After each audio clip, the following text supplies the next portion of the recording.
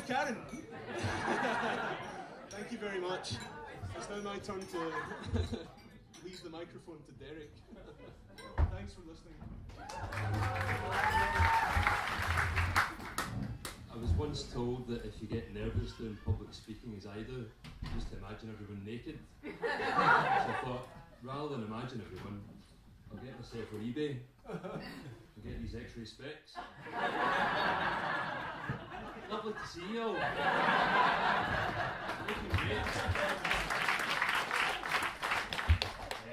For those of you that don't know me, my name's Derek Dempsey. I'm Ronnie's best man for today's best friend and big brother for 30 years, and as you can probably tell from the grey hairs I've got, it's been a stressful time over those 30 years.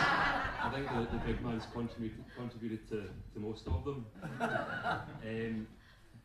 First, I'd just like to start by echoing Ronnie's kind words and thanking some people that are here today.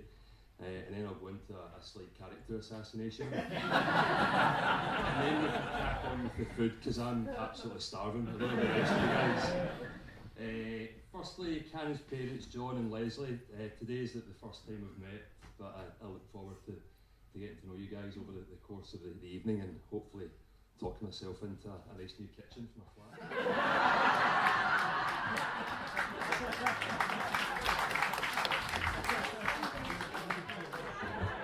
I'm actually going to take these off. It's difficult to concentrate with that much nudity. Obviously, Ronnie Senior and Jean, who I see as my second parents, and as you can tell from Ronnie Senior's grey hair, he's in an equally. I can only assume Jean's got a good hairdresser.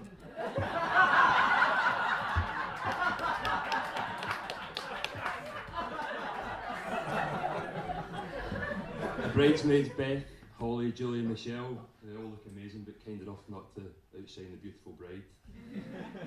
I know Karen from speaking to her and the photographs on Facebook. She had an amazing time and appreciates all the hard work you guys went to, so thank you very much. It actually looked like more fun than our stag do, to be honest. The ushers, John, Kev and Simon, also known as JKS, they'll be doing their JLS tribute act later on this evening. Page boy Simon and flower girl Kate, I'm sure you'll agree, did a fantastic job this evening. I have an impromptu. Thank you, Alistair. Could you possibly make yourself known? For those of you that don't know, I'm not sure how far this story circulated, but this morning I arrived, I had my sporran, but I didn't have the chain to hold the sporran in place. Alistair very kindly donated his chain, so Alistair, I can't see you, but thank you so much. It's a couple of drinks. Finally, and most importantly, I'd like to thank myself for being here. As Ronnie touched on, I was actually on holiday up until Wednesday, and I'd still be there if it wasn't for this bloody wedding. Ronnie texted me after he proposed, and he said, "What are you doing the 25th September, mate?" I said, "Well, I'm actually on holiday. That's kind of the day we're going to get married." Like, oh, God. Add to that, we get chatting about the stag do. There's various ideas thrown about, and end up the boys. We go to the Wicker Man Festival. It's a 2-day music event. Wicker Man. It's over 2 days, the 24th of July and the 25th of July, which actually turns out it's my eldest cousin Christie's 18th birthday that day. So not only have I had to move my holiday, I miss my eldest cousin's birthday, the day she turns from a girl into a young lady. All because of Groomzilla here. So, cheers, Ronnie. And sorry, if I can ask you to, one last time, raise your glasses to the best man. Cheers. You can all sit down now, we'll crack on. So, you get a lot of people asking about your speech. Do you get nervous? And I'm very nervous. What are you going to talk about? But with Ronnie, you're never going to be short of a story or two, as you'll probably know. In fact, if Ronnie if I was on Mastermind, Ronnie would be my specialist subject because I've known him for so long. I better keep any further game show references to a minimum. I know Ronnie's had a previous bad experience on a game show. One in particular, for those of you that don't know, Ronnie was in a TV show called Tipping Point. The show sees contestants answering general knowledge questions to win coins, which they use in a large-scale arcade machine. It's aired around tea time. Ben Shepherd, if you've not seen it, get it to Sky Go and record it, it's great TV. So, Ronnie Simpson, a solicitor from Glasgow, up against 3 nobodies. We're all asked a simple question. Name the 1 month of the year that ends in the letter T. You think, bang, Ronnie's in. He's got this. Then, no. Complete radio silence apart from a little whimper. It was pathetic but true TV gold. And for that, I thank you, Ronnie.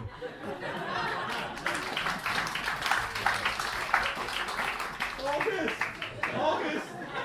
Yeah, in case you didn't know, it's August.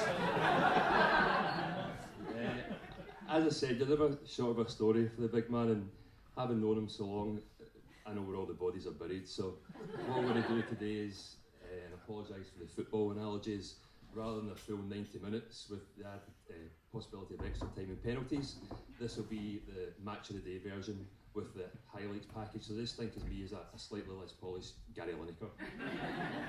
Same here. Exactly. But where do you start? That was my main problem with pulling this together. So let's go back to day dot.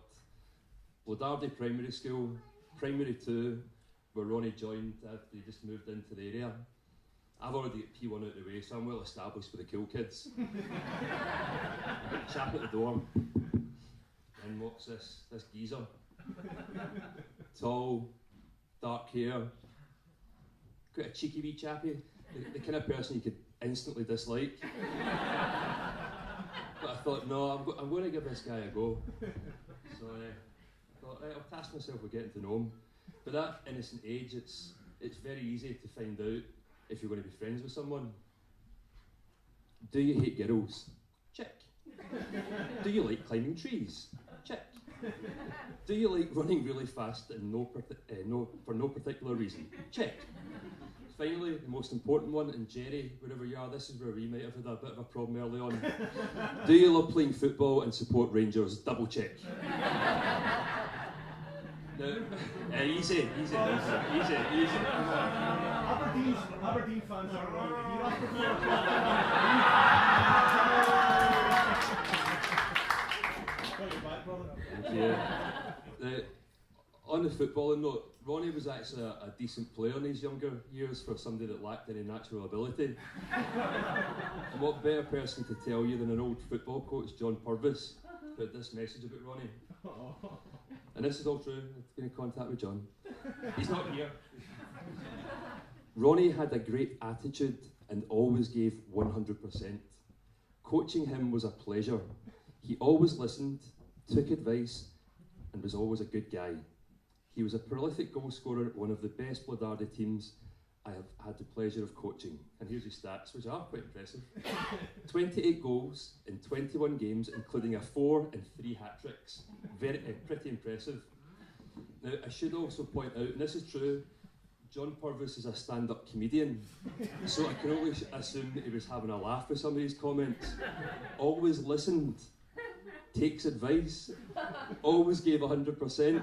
That's not the character traits of Ronnie, I know. Through the rest of our formative years, we did pretty much everything together, and we still do, although you'd be glad to know now we no longer climb trees and we love women. Ronnie and I never went to uni together, but I sent a message to a couple of the boys who will remain nameless, but they're definitely in this room somewhere about there. I asked him if they'd share a few Ronnie anecdotes from his time at university, studying law at Strathclyde.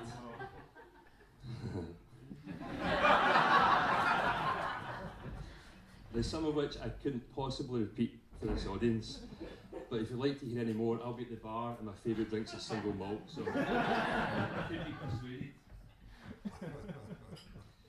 Now, ladies and gentlemen of the wedding ceremony, I'm not a lawyer, but I thought it might be an ideal opportunity to test my theory that it can't be that difficult.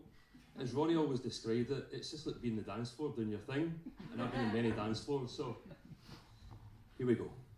Ronald Alexander Simpson, for the purposes of this section of the speech, the people in front of you are no longer your guests, but your jury. These anecdotes are now witness statements, and you're no longer at a head table, but in the dock. Accused of the following. Simon and Kate, you may want to close your ears. During a first year lecture, Ronnie boldly raised his hand during some discussion and asked the lecturer in deadpan tone if they were aware of the case whereby two men had been accused of stealing a calendar, to which the lecturer replied, no. Your response, they both get 6 months. How do you plead?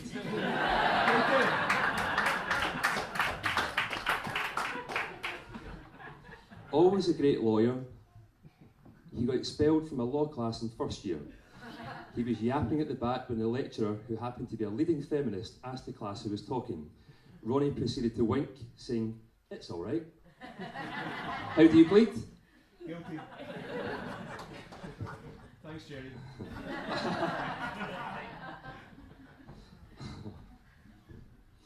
We had a Polish student staying. His name was Martin.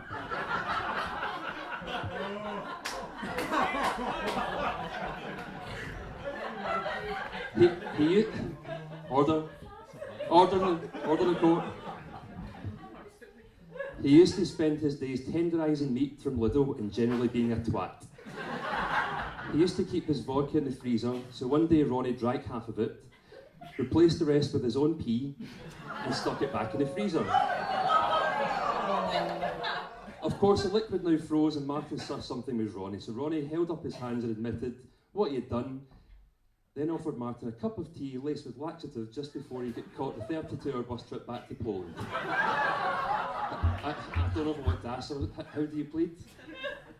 Guilty.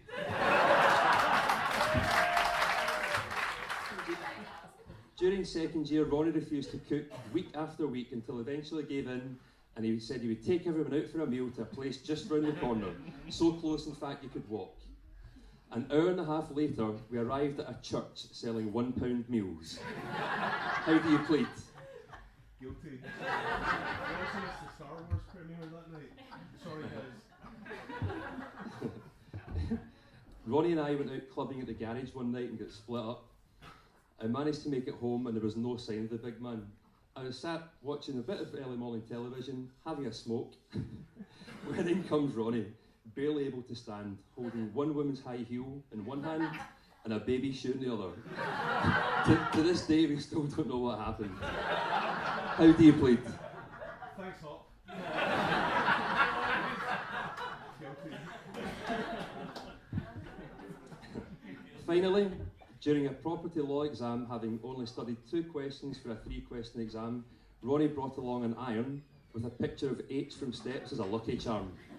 It didn't work, as he left after 20 minutes, having written a 3-page letter to the examiner thanking him for ruining his summer holidays with the research. How do you plead? Guilty. Ladies and gentlemen, the wedding, how do you find the defendant?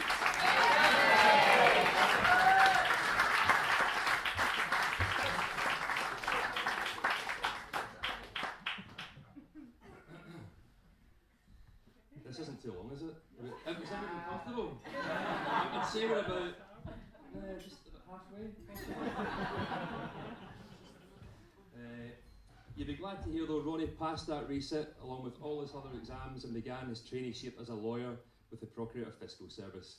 And it was about this time Ronnie and I moved into a flat together in Garnet Hill Street. Garnet Hill Street! We had some great times here, but one thing that brought so much joy to my life during this period was Simpsons Events Limited. In true entrepreneurial spirit, Ronnie started this as a little side venture while finishing his traineeship. It was an all-encompassing events company that centred around music and the arts. I think at this particular stage in Ronnie's life he'd fallen out of love with laws that the Fiscal Service cruelly dumped all the trainees that year. The same way you dump a drunk Northern Irish girlfriend that swears too much.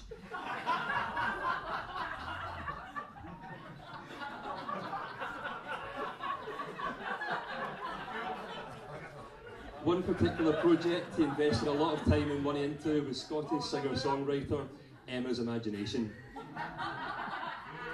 We met Emma by chance. Ronnie and I were in Nice and Sleazy's in Glasgow, just on an impromptu night out, and we heard this amazing talent. It's a great singer, and both Ronnie and I were mesmerised by her vocals, and she'd finished her performance. Big man disappeared as she came off the stage, didn't say anything. Was away for ages. I thought, he better be at the bar. Came back without a pint. All I had was this girl's phone number. I said, what have you got a number for? I was like, I'm going to start managing that girl. And there Simpsons Event started. From that chance meeting, Ronnie and Emma went on a magical musical journey over the next few months. Studio time, gigs, music events, single sales. I think the big man thought he was Simon Cowell at one point.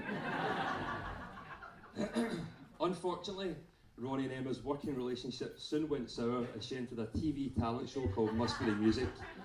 She ended up winning this along with £100,000 prize money. Then Ronnie did what all good lawyers would do and sued her to recoup some of his money.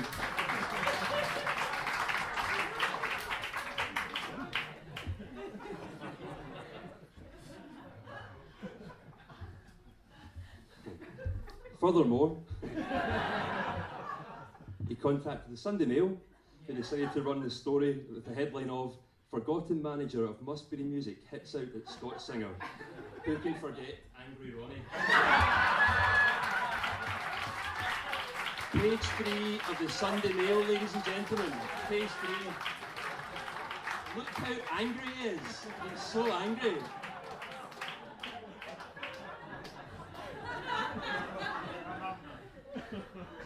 To his credit though, the big man did get his check.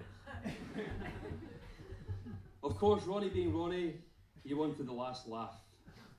And while we were on his stag do at Wickerman, where Emma was performing to an intimate crowd of around 70 people in a beautiful acoustic tent,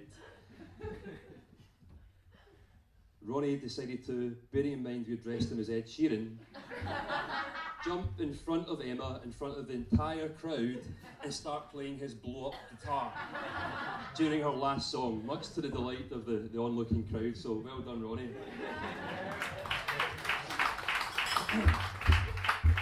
Unbeknown to Ronnie, I actually contacted Emma recently on Facebook, and I'll show you the messages later. I asked her if she'd be interested in performing at the wedding, or at least pulling together a little video that we could show on the day. I thought, a lot of time's gone by, water under the bridge. How wrong was I? Here's a reply. Hi Derek, to be honest, I don't really want to have anything to do with Ronnie after the stunt he pulled in the newspaper. As far as I'm concerned, it's all in the past, but I'm not up for being the video for his wedding, and I don't want to be friends or acquaintances with him, sorry. It's her loss, I say. Thankfully, I think that's the last of Simpsons Events Limited, and Ronnie is now working as a successful lawyer, providing advice on road traffic offences. Now, before Ronnie started with the roadtrafficlawyer.com, just a wee plug for you guys. Working along. Have you got any cards? Working along there with Michael and Martin. I was probably one of his first clients in his now specialist field. I'd been caught speeding in a hire vehicle. It was nothing serious, about 75 in the motorway in Cumbria. And obviously I thought I'd seek counsel from my good friend and lawyer. He happened to be out of the country at this time, so everything was done by email.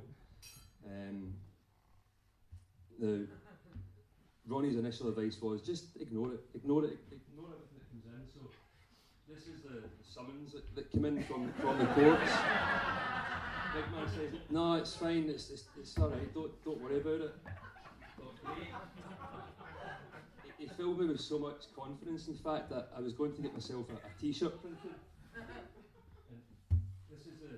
This is a t-shirt, sorry for the poor quality, but just to talk you through it, this is me, picture driving the car at 75 miles an hour on the motorway. And the t-shirt says, I was speeding through Cumbria and all I got was this lousy t-shirt. Ronnie's advice. Ronnie's advice, and again I've got the emails here. This is my email to Ronnie. I blank my court date. Anytime someone comes to the door at work, I shit it a little bit in case it's the police. I really want to get the attached t-shirt printed, but don't want to tempt fate. Ronnie's response, mate, as your lawyer, I strongly advise you purchase that t-shirt. You have to. The police can't do F all. They can't do anything. Ignore it. Now, I've also brought along the paper part to my driving licence, which clearly states said offence, which includes 6 points and a £525 fine. Cheers, Ronnie.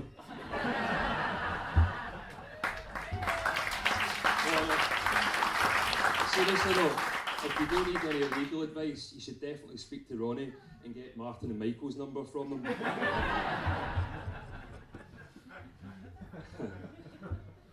I just want to quickly wrap up, you'll be glad to hear. Just to kind of quickly chat about the day Ronnie asked me to be his best man. It was Sunday the 10th of May, probably about the only date this wedding hasn't interfered in my social life. If I remember correctly, I'd been out on the Saturday night, so you can imagine the state I'm in Sunday morning when I get the buzzer. Probably in my pants, watching something on TV like Storage Wars. Really intellectual stuff. The buzzer goes, oh, who's this? Ronnie comes up with cannons. I've got about 2 minutes to make myself presentable. So ears under the couch, trousers on, t-shirt on. And then both of them come in. And I knew something had happened that day straight away. I mean, Karen, as you all know, has got a lot of energy, but this particular day she was buzzing like a jar of wasps. Ronnie was equally excited, but a little bit of fear in those eyes as well. And then he told me, he said, brother, you're going to have to get yourself a hat, we're getting married. And here we are today. This is a bit